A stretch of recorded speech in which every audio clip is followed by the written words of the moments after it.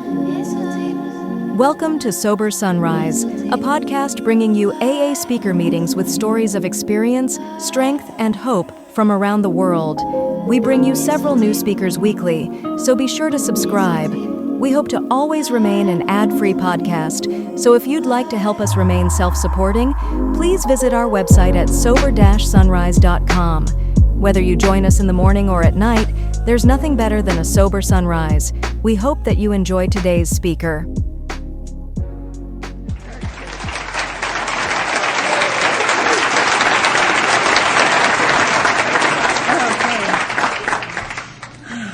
My name's Mary Parker. I'm an alcoholic. Hi, Mary. My sobriety date is November 27th, 1981. My home group is the College Park Triangle Group in Orlando, Florida. And I'm as high as you can get and be from Orlando, Florida. This is really something else. It's just an amazing experience to be here. I found out a month ago I was coming. I am AA's permanent sub-speaker, in case you didn't know that. I'm kind of like, I look at myself like a really great pinch hitter, and it's real exciting to be here. My husband could not come, and so he gave me instructions this morning. I am ignoring them. He's a member of that club called Lawyers, and that's the way it goes. I want to thank Judy and Jim. They made this so easy for me. I would just have a thought, and it would all be taken care of. I didn't have to do anything. I didn't have to arrange anything. I didn't have to pick up anything. I didn't have to drive anything. It was wonderful. And we went to dinner the first night we were here and just met some terrific folks. And last night I earned a new title. I went out to dinner with Joe and Beth, and I am the mashed potato queen of Slogars. I'm real excited about that. That is not because I look so good. It's because I eat so many mashed potatoes. I sat in the corner with my bowl and growled, and people stayed away. And, I reserve the right not to get over everything all at once. And that's kind of how it is for me. But I'm here to tell you what it was like and what happened and what it's like now. And it's amazing to me that the life I led gave me the opportunity to do something like this. That's just amazing, that this wild, crazy, out-of-control drunk girl gets to do this. And I am just incredibly grateful to be here, and thank all of you. I was born in Ohio, and I have parents. I'm a baby boomer. I'm the first wave of the boomers. I'll be 60 in December. And my father was a World War II veteran. My mother was his childhood sweetheart. They got together and got married, and I was a much wanted and expected child, and was the first girl in many generations on my father's side. That was very exciting for them, and they just loved me and wanted me. And years later, all these good things I'm telling you, I felt disqualified me for membership in Alcoholics Anonymous, because I had a list of things you had to have happen to be here, and I hadn't had them happen. So I wasn't supposed to be here. Just kind of like this conference. I wasn't supposed to be here, but here I am, And that's kind of how my alcoholism was. My parents had 2 more children. I am not sure why. I was sufficient. Boys, there you go. And I was a scared kid. I don't know where that came from. Again, I was loved and cared for and terrified. I just lived terrified. And my first memory of that is in the 1st grade. I am, if I do say so myself, quite a fine little reader. And I had a lot of reading ability. I was very proud of that. And I'd cry in school, but when I got to read, I wouldn't cry anymore. And this girl moved in to my neighborhood, and her name was Joyce English. If you're out there, Joyce, I'll make the amends after I'm done. And Joyce began to read, and she read with much more expression than I. And I was very, very upset. I was not only fearful, I was fiercely competitive, and it is a bad combination. And so I hoped and prayed and tried and began to read better than Joyce, and I felt much better. And that was sort of the story of my strange little life. And my father got real tired of the cold, and we moved to Miami. And it was beautiful. This was in the early 50s, and I went to school there, and I cried on the way to school. I was afraid I'd be late. And I cried on the way home because I was afraid I didn't have my homework. I'm just afraid. I'm just born afraid. But I found out I had this little talent. I had a talent for taking tests. I'm a real good test taker. It's like playing the piano. It doesn't mean you can do anything. It just means you can do that. And in high school, that began to work out for me. And I was part of the generation that we were going to beat the Russians. It was the Sputnik era. Some of you are way too young. Just don't worry about it. Anyway, so they throw me into all these math classes and science classes. And I was taking tests and doing all this sort of thing. And I'd get up to say something in class, and I'd say something like this. And the teacher would start yelling at me because I wasn't speaking loud enough, and I'd stand up and I'd speak and I'd cry. And that's just sort of what I did. And I was afraid. I was just always afraid. But I was more afraid of not getting to be something really spectacular. I had this strange belief that I was destined for greatness. I was destined, all right.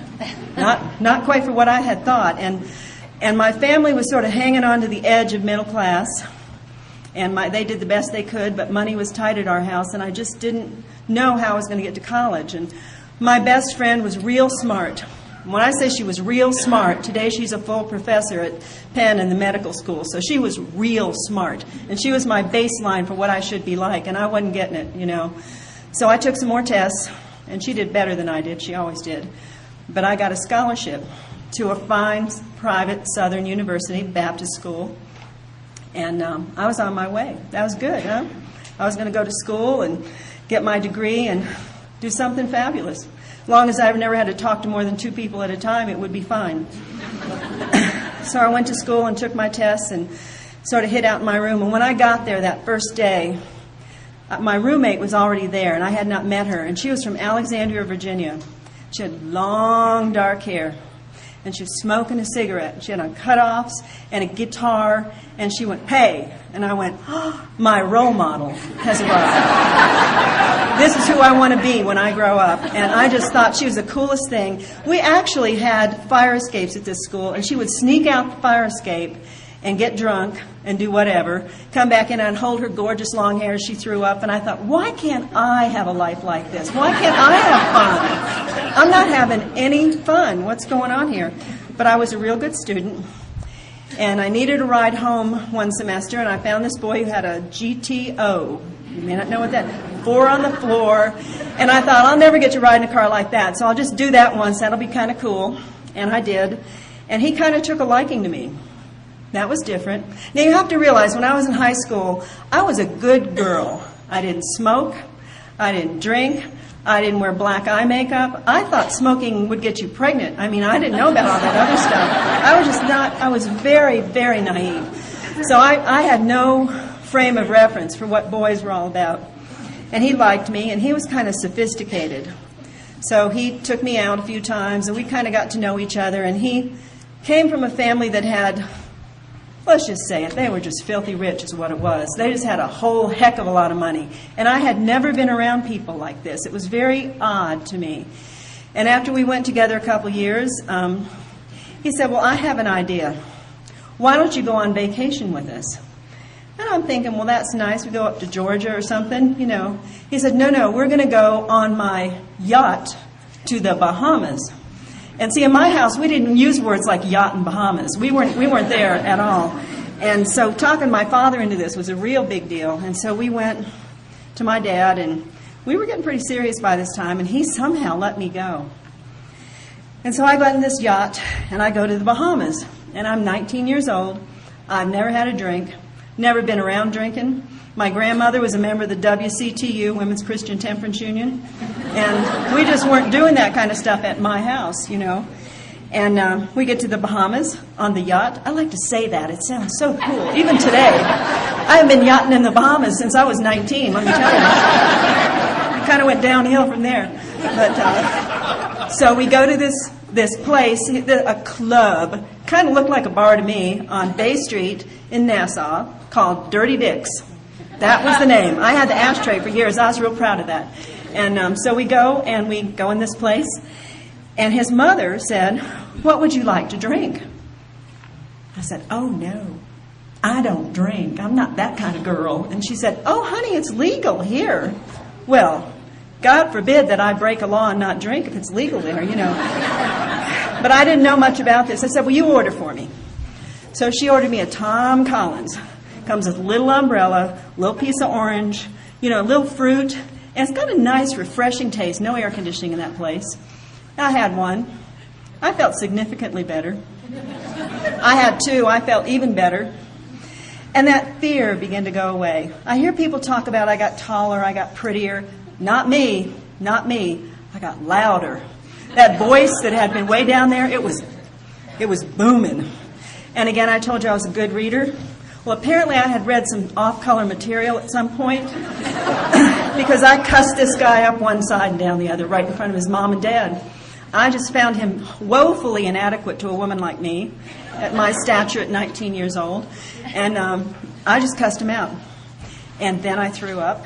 And then I blacked out. And then we went back to the yacht in the Bahamas. And so I got up the next morning feeling like you feel after you're first drunk. And I thought, what do they do now? Do you walk the plank? What do they do to you when you do something like this? I was horrified. I was just horrified and scared. We didn't have the money in my family to fly me back home to Miami. And his mother sat me down, we had a little family conference, and said words to me that changed my life. And she said, honey, that wasn't you talking. That was the alcohol. And I went, of course. And you know, unfortunately, I took that to the bank for years. It was not me, it was the alcohol. So we got engaged and we got married. We had a lovely country club wedding, even though I'd never set foot in a country club before that day. And off we went to our new and wonderful, trudging the road of happy destiny, not, you know, and lived in Miami in a lovely home. And he had a very social family, very active in the community. And we go to these big parties. And so I got into this habit, which everybody in here will go, well, maybe not the Al-Anons, but everybody else will go, okay.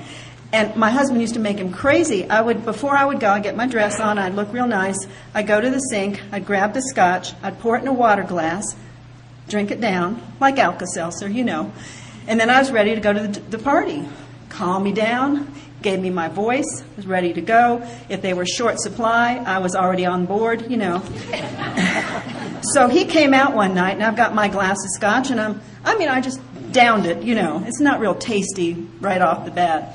And he said, what are you doing? I said, I'm having a drink. Why? We're going to a party. I said, that's why. I'm having a drink because we're going to a party. He said, but why are you having a drink? Because I'm going to a party. You know, and it was like one of those who's on first deals. He just did not understand the importance of the pre-drink drink. Well, all alcoholics understand the importance of the pre-drink drink. So I had an MO. What I would do is I'd go to the party. I would pick out somebody's boyfriend or husband, preferably. I would make a pass at him. I would make a fool of myself. I would throw up, and we would go home. And that's what I did. And then I learned about amends very early. Then the next morning I would cry. I'd pick up the phone and say how sorry I was. And I would do this every time we went out. And I guess that's not amends, because amends, you're not supposed to keep doing it after you make amends. But I did. And that marriage wasn't going well. And I realized what the problem was. It came to me. It was him. It was him.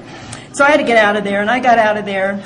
I was in my noble phase. I took no money, no clothes, no jewelry, no nothing, just my crummy little car, and away I went. I'll tell you what, I was young, you know. And so away I went. But my test-taking ability was still there, and they were trying to recruit women for big companies back in those days. And so I took some tests, and I got a job in sales and marketing in this big international corporation based in Cincinnati, Ohio, that will remain nameless.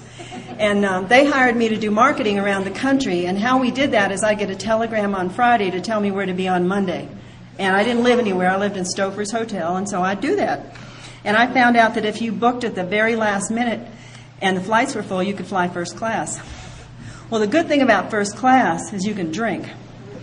And it went very well. I was very good at that job. I was still at the point where I could I couldn't really control it, but I could back it down once in a while, except when I get off in San Diego when I was supposed to be in Los Angeles. Now, that was not a good thing, but I did. You know, I'd do that. But I never got caught. You know, I was just kind of rolling through life. And on one of my trips to Columbus, my hometown, I met my next victim. I had the trap and keep syndrome, where I would find a victim, set the trap. I found out later what I was doing was called a paradoxical intervention, but I hadn't been to school again yet. I didn't know what. I would just tell him, I can't possibly get married. I'm over that. I can't. I'm a free bird, and he'd have to have me. So I found this gorgeous artist, and he was just a lovely man, and we were going to settle down or something. And so he decided he would marry me, and that was nice. And so I quit that job, and I married him. Keep count here, because this gets real out of control real fast. I'm sorry to tell you. You know, I tell this story now, and I keep thinking, I'm really going to have to talk to my grandchildren before they come to one of these meetings. But so I marry him, and I work for a living for about 6 months, and I am not liking this go to work every day thing. This is boring, you know. I'm a free bird. I have to fly. So I still had this great engagement ring, and I talked to him, and I said, look, we need a bigger life here, so we will, you're an artist, you need to see the great paintings in Europe and everything. We will sell everything we own, and I will sell my ring, and we will go to Europe, and we will travel around. Well, what happens when the money runs out? I don't know. That's later, you know. So we did. So we took off. My families thought we were crazy, and away we go. And we travel around Europe, and you know, it was raining in Paris, so we go to Barcelona. I was so, God, just, I can't even, if I had a child like me, I'd just lock myself in a closet and never come out, you know. And that was before email or cell phones or anything. So I'm over there, and we went to Africa, and I met the hash cookie man in Barcelona, and he was down in Casablanca, and, you know, just stupid, crazy, out of control, weird life. But the drinking hadn't really gotten to the place where I could hit the handbrake, and I could back it down. Well, I was having a good time carrying a 40-pound pack, walking 10 or 12 miles a day, but my jeans didn't fit anymore after about 5 months. That was a problem. And I was just eating right and drinking a lot, but then I got real homesick, and then I started getting sick, and we went home, and I'm 4 months pregnant. The Al-Anons knew that already, didn't you? Never occurred to me that was going to happen. I don't know why. And so here we are, pregnant. So I can't go out to California and be a hippie like I wanted to be. I had to stay in Ohio and have a baby. So we moved to Mansfield, Ohio. I don't recommend that, in case you're thinking about it, especially if you're from here. And I have this baby, and he's going to work, and I'm staying home. And this is not working for me. This is not working. So I tell him we have to move to Florida. So we moved to Florida. I mean, Geographic was just my life, you know. So I got down there, and he had a job, and I didn't. And again, I'm in a house, I'm by myself, and I just always had this feeling there was more. I had this hole in my soul, and I just had to be more, you know, and I didn't know how to find it, and I didn't know what to do. So I got a job. My daughter was 2, and I became the assistant director of the Polk County Bicentennial Committee. This was 1976, and we were putting on this show. Nice bicentennial show, a little medicine show, and Uncle Sam was the MC. He was tall, he was good looking, and he was a lot younger than I was. I was in my late 20s, he was in his real early 20s. And I looked at my life and I knew what was the matter. Him again. You know, I just made bad choices in men. That's it. My mother agreed with me, by the way. And so I decided it was time to throw my lot in with Uncle Sam. And away we go. My husband was not happy with this decision at all. And he tried to talk me out of it, and what kind of life would my daughter have? But I said, it's going to be fun. It'll be fine. So I worked till the middle of the bicentennial year, and the most exciting thing happened. Our little bicentennial medicine show got picked up by a promoter, and we were going to go to every state fair east of the Mississippi. And we traveled with Dan Fleener's Hurricane Hell Drivers. And on the breaks, I would get in the car. We would go to places, and I'd get in the car, and they taught you how to flip. Oh, it was so great. You know, I just loved it. My parents must have been so proud of their cum laude graduate of a fine university honing her skills with the Hell Drivers. We lived in a motorhome. No, this is an honest program. We lived in the truck house, as my daughter used to call it. Had kind of like that cab over the truck, and it was great. And we lived one day at a time. You got paid every day. You got drunk every day. You moved every day. And I went to every state fair. I really did. I was all up and down the eastern seaboard and over to, we got almost to Iowa once, and then we turned around and came back. But the bicentennial year, as all good things must, ended. Work again. Where to go? So we go to Orlando because I have a brother there who isn't too fond of me, but he is there. And in the truck house. And I whip out my skills, and I put on my nice little suit and my heels, and I go out testing and all that stuff, and I end up the executive director of a parenting program at a community college. I was creative. I had a lot of novel approaches to parenting, as my daughter will tell you. And It was hard because you had to drive, you had to unplug all the stuff from the truck house and drive it to the inner room, kind of around the corner. I had to sneak out, pull up my pantyhose, and away I went. And, you know, that was the deal. So I got this job. We moved into like a normal place, and life is clipping along. And I am starting to drink a little bit more. My husband's in college. He's getting his master's degree now, and I'm getting that old feeling. And I couldn't control it. When that feeling came, it was like being on a roller coaster, and I had to do something. So what I did was that one of our board members came up to me and said, you know, I think you could do more than this job. I'm like, absolutely. What did you have in mind? He said, I have the perfect job for you. He said, I believe you would be wonderful on my team. I said, what is your team? He said, I am in pharmaceutical sales. You are going to sell drugs. I'm like, yes, indeedy, that works. You got a car, you got an expense account, you got insurance, they paid for your gas. And I didn't realize I'd probably be a single mother a few more times, so I better get some money going here. But I took that job, and the one barrier to my drinking had just been removed. We were living pretty poor up to that time, and I was making money like I'd never seen before with this company. Now, I had my scruples. I don't want you to think I'm a drug user, okay? I didn't do that. I drove drunk a lot, but I felt breaking the law that way was much more reasonable than taking drugs. So I only took prescribed ones. I used to go to a psychiatrist and pay him in cash. I had a great insurance program, but I felt he might tell somebody. I wanted him to like me, so I never told him the stuff about me. And he prescribed drugs, and they didn't fit well with alcohol, so they had to go. And that's just kind of how it was for me. And I started drinking a lot more, and I was a lot more out of control. And I got to the place where I just couldn't figure out what was wrong with my life. I just couldn't figure it out. And my husband and I were fighting more. He was seeing me just deteriorating, but I was very good at my job, and at the beginning I'd done extremely well. And you can go a long time on results when you're in sales, and people don't do anything to you. And I'd get stopped by cops, and they'd let me go because I was young and cute and redheaded.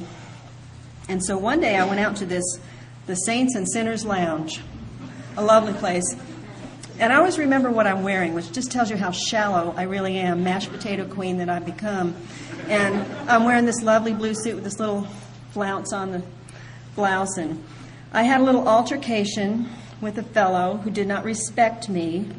And I think I threw the first drink, but I am not sure. And then he threw one, and then I threw one, and you know how that goes. I was very upset. And I had left my daughter. I had a daycare center that had evening hours, and she was in the daycare center, and I'd left her there.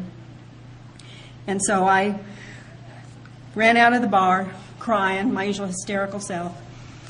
And I went to get in my car, and I turned the wrong way in a city that I had lived in for years and years, and I got lost in my own town. I was very drunk. And I pulled off the side of the road, and I don't know what this was about, but I took off my pantyhose and took my purse and my pantyhose and locked them in the trunk. I don't know what that was. I was drunk. And I hid in the bushes from something until a car came. And this car had those real dark windows. You know how you get them real dark. And the guy opened the door, one of those real sports cars things, and he had sunglasses on. Come on in, honey. And I assumed that he would rape and kill me. I just thought that was logical at 3 o'clock in the morning. And so when I got in the car, I started screaming hysterically just to prepare myself for the trauma that was going to happen. And he's thinking, I got this crazy broad, we've got to do something here. So he pushes me out the door in front of the 7-Eleven, which is like a convenience store. And in those days, it was open from 7 to 11. And I'm sitting on the bread racks crying until the store opened, and I bummed enough money to make a phone call. My daughter was at the daycare center, and I had forgotten. Now, I had not forgotten to pick her up. Get this part. I had forgotten I was a mother. That's what alcohol did for me. The most precious person in my life. I forgot. And I went home, and I was devastated. Just devastated at what my life had turned into. And I made a list, kind of like New Year's resolutions. And I wrote 3 things. I want to be a better mother. I want to be a better wife. And I don't want to drink for 30 days. And I might as well have written 300 years, because I had no idea how people made that happen. No idea. But I was knowing it was a problem. And I started trying to quit. I'd make it 2-3 hours. Again, I was up to a bottle of scotch a day, and then whatever drinks people bought for me when I was out. I'd drive with my daughter in the car when I was drunk. I would run off the road, and I can still hear her voice screaming as I'm trying to get the car right. I'm in and out of a blackout, and she's screaming. I felt she was overreacting. I had no sense of what was going on with me. My husband was extremely tired of the way I was behaving. My daughter's father, the husband before, we're now on 3, was extremely tired of the way I was behaving. He was threatening to take her away from me, and I knew I had a problem. And it was him. That's how I worked. That's how my mind worked. So I began to look, trap and keep, that's how it works. And I went to my husband's office one day, and I met Prince Charming. I knew he was out there, and I met him. He said, "Would you like a drink?" Which to me is like, "I love you." And he took me out to his car. He opened the trunk of the car, and in the trunk of the car were call brands and ice and cups. We were meant for each other. Now, he had a liability that at the time I was unaware of, and I wish I had checked this out. He had an Al-Anon wife. And had I known what kind of amends were coming in my life, I tell you what, I would have run like crazy.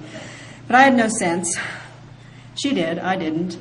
And so I decided that I was on to number 4. And away I went. And my daughter was spending a lot of time with her father, which was a real good thing. I wasn't a good mother. I wasn't a good mother, and that just kills me to say that out loud, but it's the truth. And I didn't have my child taken away from me, and I believe it's the grace of God and moments between me and the women that have had that experience. I'm no different than you, if that's your experience. So my boyfriend, my undivorced boyfriend, and I decided to go celebrate my brother's birthday, which was in November of 1981. And we went up to Jacksonville, which is Duval County. And we got up there, and we decided to go out and drink. What a shock. So we go to this club, and he and I got into one of our let's throw the drinks fights. And he stormed out. He didn't come back for a long time. I cannot have this. I do this. And so I can't have one letting go if I don't have the other one in the other hand. That just doesn't work for me. So I got up there, and I went outside to see what the trouble was. I'd had a few cocktails by that time. And he was with an off-duty Jacksonville police person who was dragging him handcuffed into the car. And I tried to explain to this cop this horrible mistake he was making, and he threatened to take me too. And so off I went to the Duval County Jail to try to bail him out. Well, this is very difficult to do if somebody won't give their name or speak English. And he would not speak English because he felt he'd been captured by the CIA. Now, he's a Chicago boy. I don't know what the not English was all about, But he was speaking something.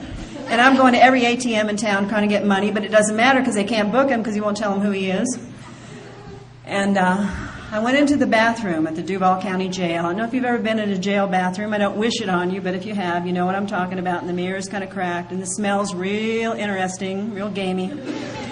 And I had on this lovely little expensive number. I always know what I'm wearing when tragedy strikes. Got this little outfit on, and I look in the mirror, and I'm 33 years old. And I look at the mirror, and I say to myself, what's a nice girl like you doing in a place like this? And the mirror answered. And I heard, as if it were spoken, Mary, you're not a nice girl anymore. If you keep this up, you're going to die. Well, I want to hear that. So finally my boyfriend came to enough to give his real name, and the Duval County judge suggested we go back to Orange County and leave them alone. So we went back and we had a conference. We sat and talked about this very seriously, and I said, we've got a problem. He said, we do. We have a problem. What are we going to do? And I said, I have an idea. I love therapy. You have to know that. I just love it. You just pay people and they listen to you. It's the coolest thing. And so I started speed dialing every therapist I'd ever met, and I could not get an appointment. And he said, I've got a better idea. I said, what's your idea? He said, I think I'm going to go to Alcoholics Anonymous. I'm like, wait a minute. Wait a minute. Let's not go overboard here. Yeah, we have a little problem, but it's our issues. We get those worked out. This alcohol thing will just go away, you know. Well, he was pretty adamant. He thought his father had an alcohol problem, and he did too, and he was going. My keen analytical mind kicked in, and I said to myself, if he goes to Alcoholics Anonymous, he will meet alcoholic women. And alcoholic women are sluts. Now, you may want to know how I knew this. Intuitively. I knew how to handle a situation that might have baffled you all, but I knew. So, I made a plan. I decided to go with him in disguise. I planned my outfit very carefully. I wore a pair of blue jeans. I wore a man's plaid shirt, big plaid shirt. I had some buttoning issues in those days. I was a little shaky, and the buttons, you know how they don't quite match up, and you look a little odd, but I thought, what the heck, they're alcoholics. They're not going to know. And I put on a big baseball cap, giant sunglasses, and away we went. So we get there, and I walk in, and I think, oh, my God, we're in the wrong place. The church people are here. They're all looking like you all. They're clean and washed and happy and smiling, and there were women, bunches of women, and they didn't look real slutty to me, you know. But I could have been wrong. Appearances can be deceiving, as I was a good example of that. And so we sat down, and this girl comes running up to us. She's got little high heels on, even. Hi, I'm Diane. Are you new? And I'm like, how did she know? Oh, what a wise woman. So we sit in a circle, and I have never been to, heard of, I might have read about it someplace. We sit in a circle, and what I realized today is we had a first step meeting. And so they were telling their stories, how they got into AA. And I got this really sinking feeling, you know. And they got to me, and they said, you want to say anything? And I said, my name's Mary, and I always wondered what a drunk looked like. And she looks a lot like me. And I was home. And I was scared, and I was mad. I was not happy to see you. I'm sorry to tell you. I was not happy to be here. But I had read that AA was kind of a cult, and so I came once a week, every Wednesday. I had great Wednesdays. Every other day was horrible, but Wednesdays were great. And somebody said to me, this girl Jeannie from Tennessee, she really irritated me. And she said, maybe if you came more often, you had better days.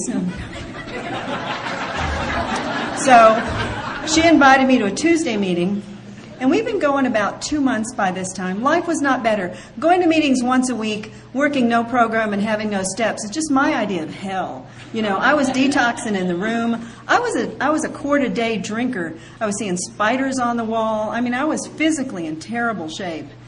So we go to this meeting after a couple months of undrunkenness. I hate to even call it sobriety. And the Al-Anon wife is saying stuff like, let go and let God.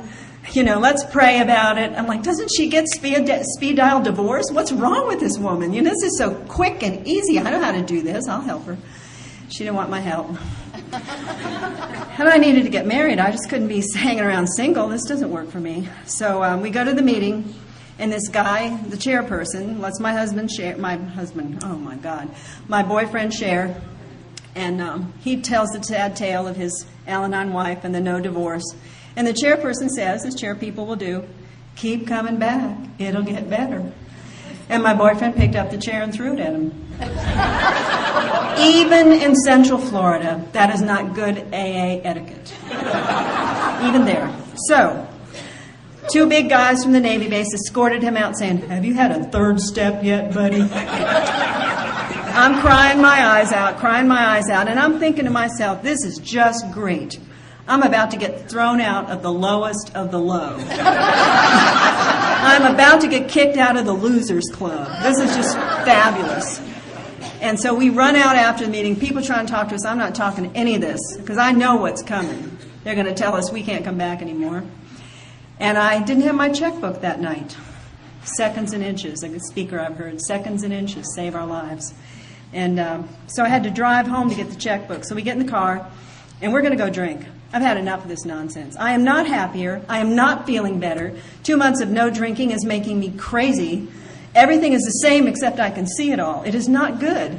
Early sobriety is not good, you know? I mean, when you don't have anything else going for you. So I get home, and I'm looking for the checkbook, and all of a sudden, there is AA police. If anybody tells you otherwise, they are lying. I open the door. There's Jeannie, the Tennessee girl, and her big boyfriend.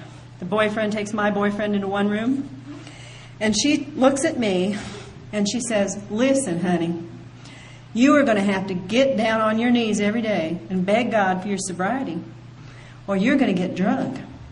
And I said, "Excuse me, I don't believe that stuff." And she said, "I don't think I asked you what you believed. I think I just told you what to do." Well, nobody had ever done that to me before. But you know, that was another moment of grace, because I knew she had my number, and I knew I was going to die. I was going to die if I drank again. And so I did what she said. And she said, she said, "Here are the 2 things we need to do with you. Number 1, you think you're so smart, you need to be de-smarted, and I'm the one to do it. Number 2, you are no longer confident to talk to God. You can't do that yourself. So you will call me. I will call God. I will discuss your problem. I will call you back and tell you what God said. I will be your celestial telephone operator." And you know, I bought this stuff. I did it. I just figured I'm out of ideas, so every day, "God, help me stay sober." You know, that was how reverent I was. She gave me a phone list and said, "Now, if you can't get me, start calling the phone list of the home group." She said, "But there may come a day when you can't get anybody on the phone. And if that day comes, you're going to have to talk to God yourself. But you're not ready." I'm like, "Okay." And one Saturday night, about a month after that, I don't know, if you've never had this happen, you might not know what I'm talking about, but there's a roller coaster that my emotions would get on, and you could feel it clicking, clicking, clicking, and you knew it was going to go so far down. And the only antidote for that was a drink. The only antidote. And I felt it going, and I felt it going. It was the first time I'd had that really powerful desire to drink. So I called Jeannie.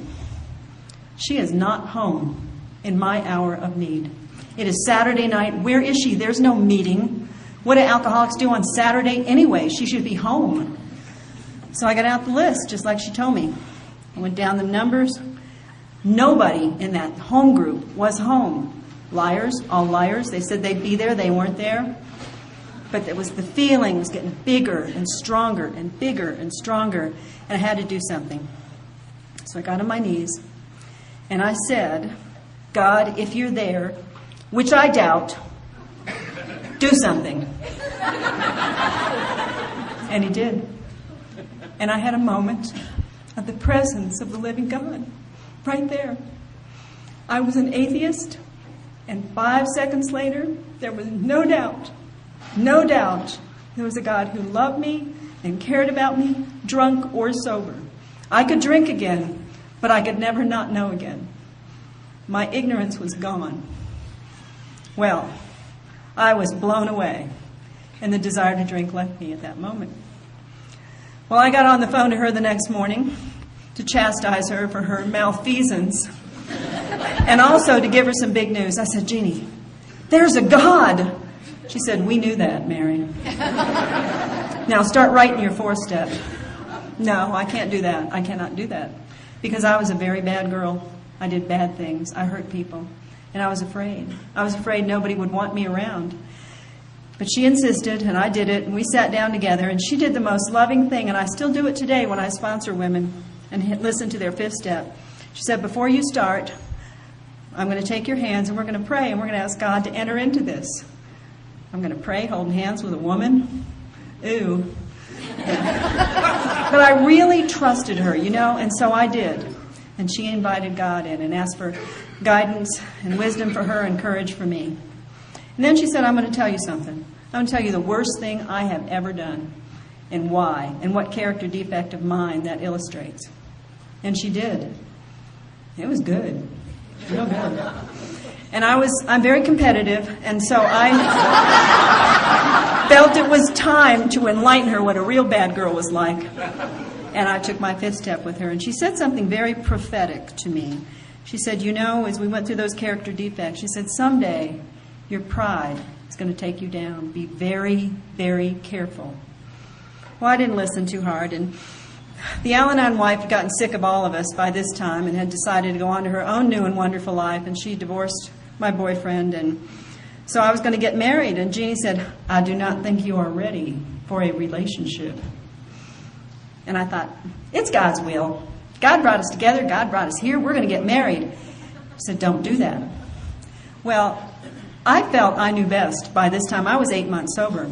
I had worked some steps, by gosh, and I was ready. And we had our little AA wedding with our little AA bridesmaids and our little AA children.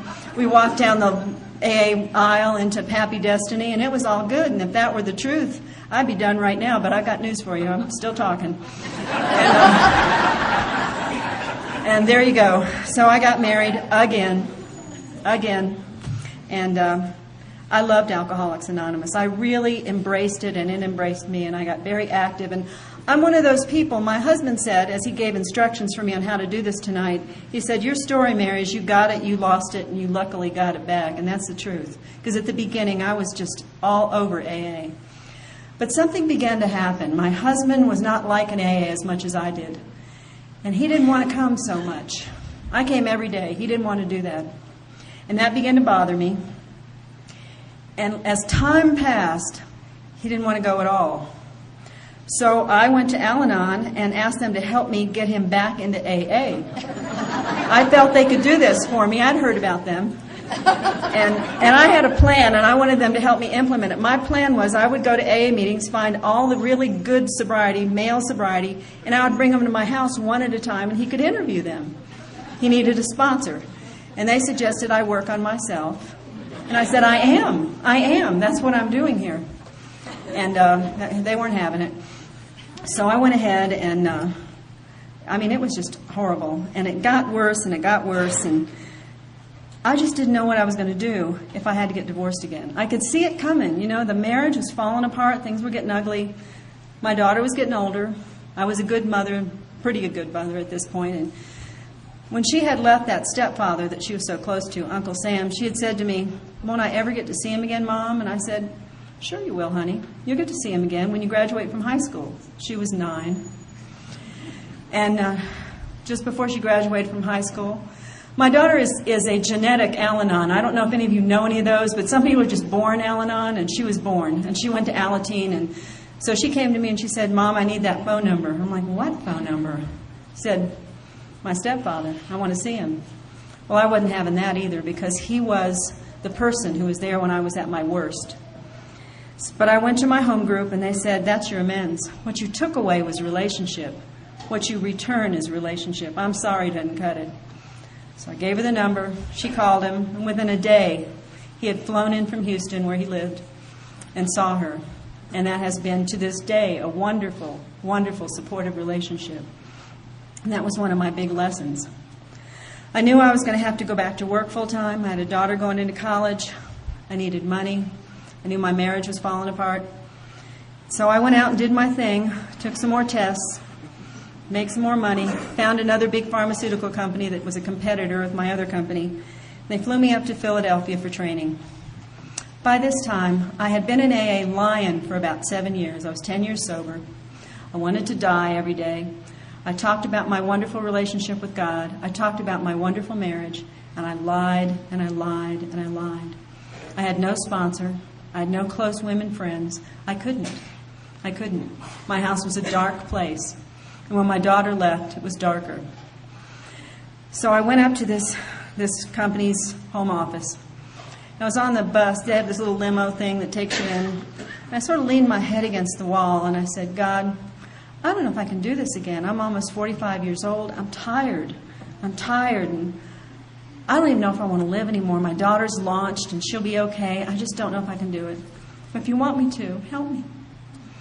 And but I'm trained. I'm a good Alcoholics Anonymous member. I know what I'm supposed to do. And I got there, and I called the local AA club, and I said, I really need a meeting.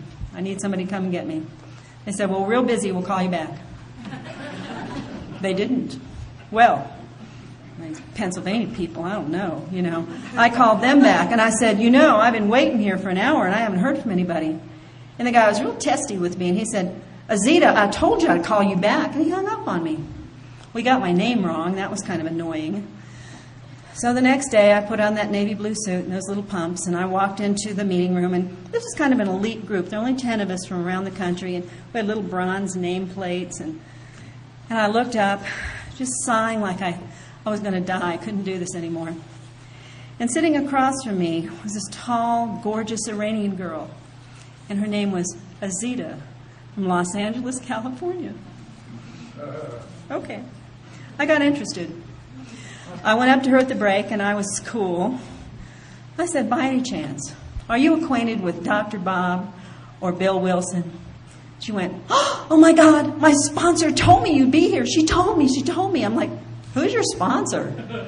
She gave me some name I never heard of.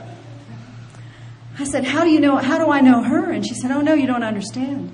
I'm 6 months sober, and I was afraid I was going to drink. And she told me if I prayed, God would send somebody. Well, I'm not sure who God sent to who.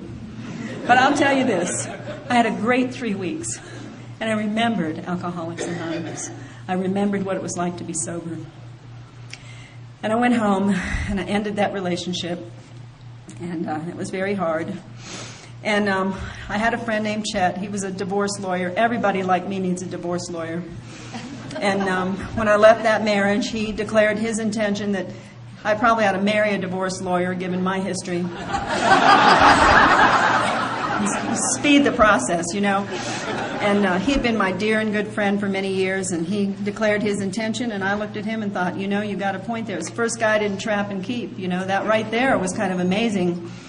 And so I got my divorce May 13th, and one of his friends walked it through for me, and he said, being a lawyer and all that, I can go get the certified copy right now, and I've got 30 minutes before my next client. We can walk right next door to the clerk of the circuit court. We can walk right upstairs, and for an extra $25, we can even get married in the courtroom. I thought this was terribly romantic.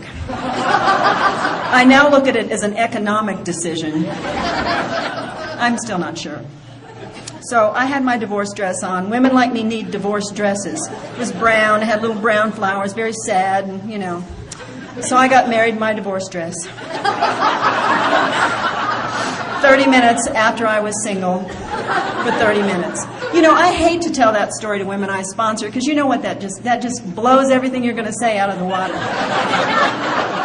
So we got married, and I needed to find something to do with myself. I was back in the programs. He had always been very serious about Alcoholics Anonymous. And I decided my love is school. I love going to school. I'm a school junkie. And I decided that I would go and enhance my spiritual life. If you ever hear me say that, lock me up somewhere. And how I was going to do it is I'm going to take a course in Thomas Merton and become a mystic. Don't I look like a mystic? So I didn't do that. That class, by the grace of God, was closed. And so I took the GRE prep class, which is graduate record exam, and I took that test, and I went up to that university I had blown my way through all those years ago and convinced them that they should take me into their graduate school without any test scores, just on the strength of who I was 30 years ago. And they did. And you'll never guess what I studied. I was going to become a marriage and family therapist. A mental health counselor. I felt it was time for some mental health. And I was sponsored then, and my sponsor approved this plan, believe it or not. And she looked at me and she said, here's the deal. You go up there, you do your homework, you do your class presentations, you be useful to other people, and don't you tell anybody you're an alcoholic. Don't you go be special, and don't you specialize in alcoholism either. I'm like, okay. And I did. And that scared girl learned how to do a lot of things she didn't know how to do. I did my internship at an AIDS resource center. My clients all died. They were all very young. It was before the good drugs came out. And I learned how to be with dying. I, who was terrified to speak to more than one person at a time, learned to sit at the bedside. And I learned that in Alcoholics Anonymous. I learned to be with people in bad situations from you all. So I graduated, and I was getting ready to go to work for hospice. It was my love, and it still is. That's the work I adore. And my daughter came to me. my little genetic Al-Anon. She told me she was getting married, and I was so thrilled. Her fiancé was a wonderful man. He had been married before, had 2 children, but she knew how to blend a family because I had a wonderful relationship by now with her father and her stepmother. And she said, I have something to tell you, though. I said, what's that? She said, I'm going to invite them all. I said, all who? The dads.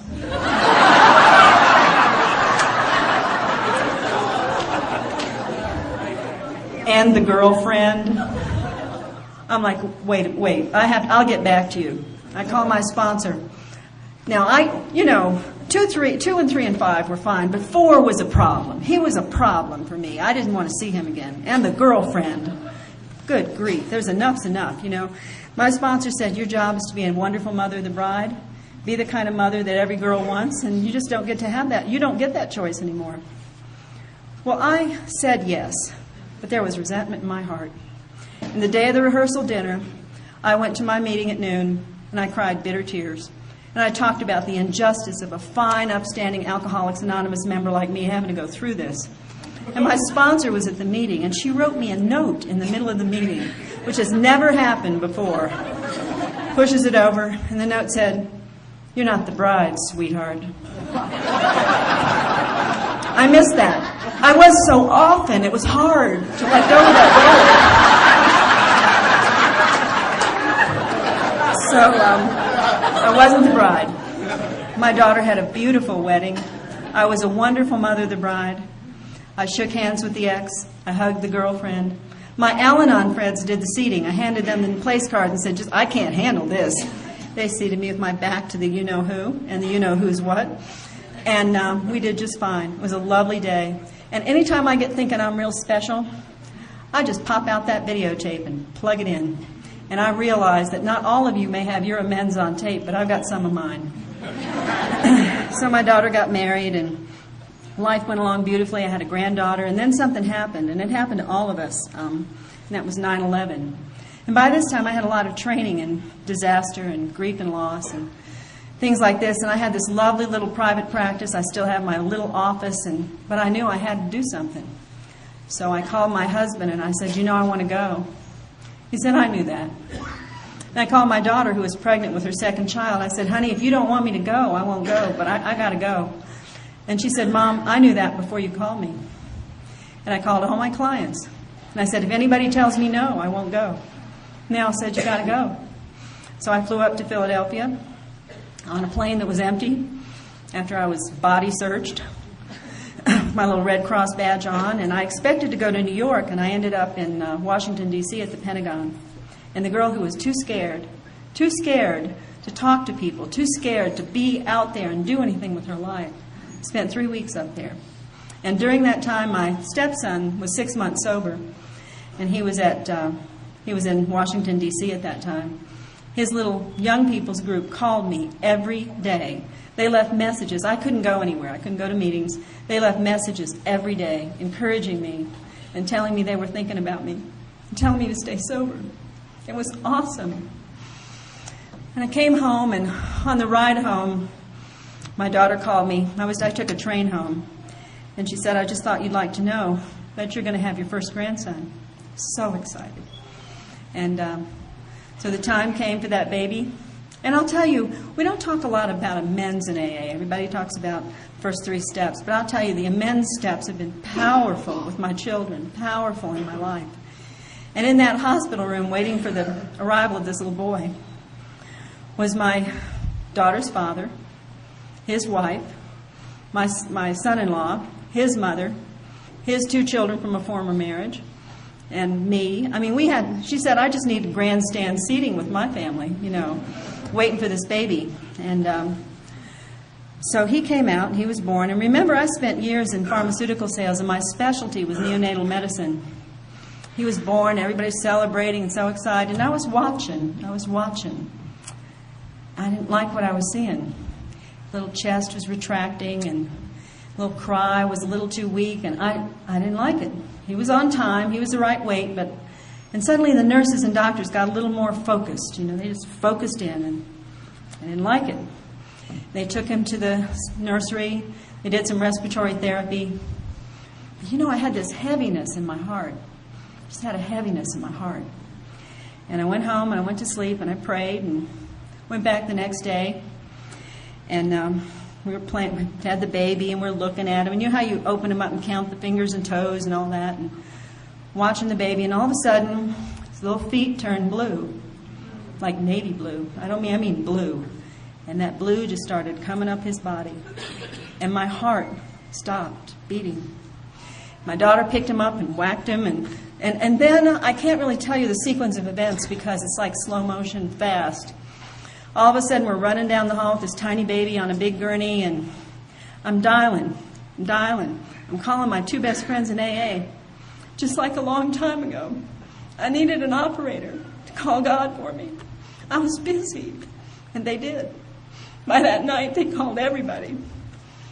And that night came, and they put him in the neonatal unit where he belonged. And my daughter was discharged from the hospital. She had 3 little girls at home that were crying, waiting for the little brother that wasn't coming. And my son-in-law had to take her home, and so I was chosen to keep watch that night. All right. And I had on my, I always know what I'm wearing. I had on my black pantsuit. I had a Diet Coke and a bag of M&Ms, and I was good to go. And I sat in that nursery, and I held him. And the nurse says to me, if you keep holding him, you're going to spoil him. I'm like, and your point is what? I'm his grandmother, for God's sake, Now, you need to know something about this night. This was March 28th, and it was the night before Easter Sunday. And if you are not of the Christian tradition, I must tell you that Easter Sunday for a priest in a big church is like Super Bowl Sunday for an NFL coach. It's big, big. And I went to a church with assistants and sub-assistants and, all that jazz. So it's a big day. So about 4 o'clock in the morning, you can imagine my surprise when the head priest shows up wearing jeans and a sweatshirt. And I said something really sensitive like, what are you doing here? He said, I don't know. I just woke up and I thought I was supposed to come here, so here I am. Maybe we should pray for the baby. I'm like, okay. We prayed for the baby. Nothing big. He left. But I noticed that first line of light before the light was coming.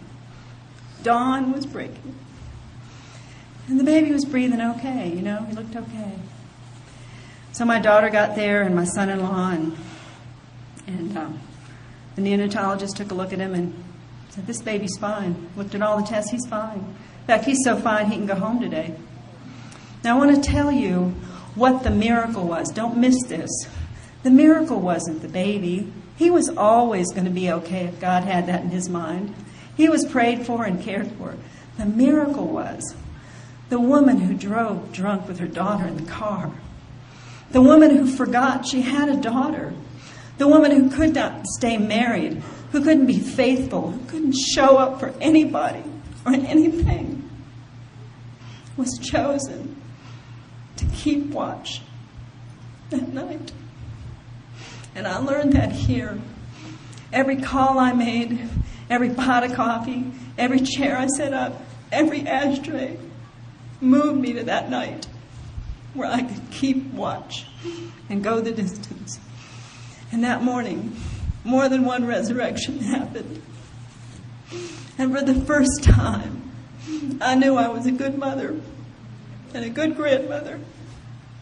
And I had been healed by the program of Alcoholics Anonymous and the steps and the people. And it was amazing. It was amazing to me. And I knew it. Well, the neonatologist came out and he said, you can take the baby home as soon as I whack his weenie. Now, for those of you who are not medically inclined, I want to explain that terminology. That's another word for circumcision. So they whacked his weenie. And he went home. And he's 4 years old now. He's just a joy. And his parents were out of town a little while ago, and I got to take him to a 4-year-old boy birthday party. Not his, another boy. And if you don't have any 4-year-old boys in your life, they go around karate chopping the air. Very excited. And they yell a lot, and they eat weird food.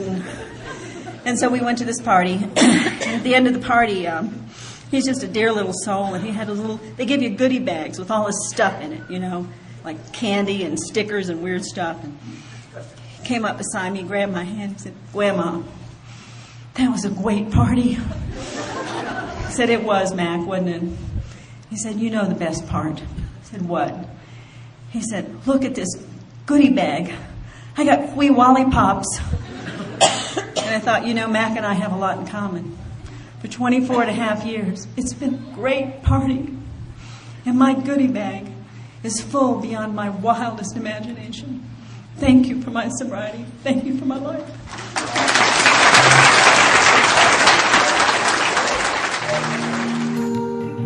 Thank you for listening to Sober Sunrise. If you enjoyed today's episode, please give it a thumbs up as it will help share the message. Until next time, have a great day.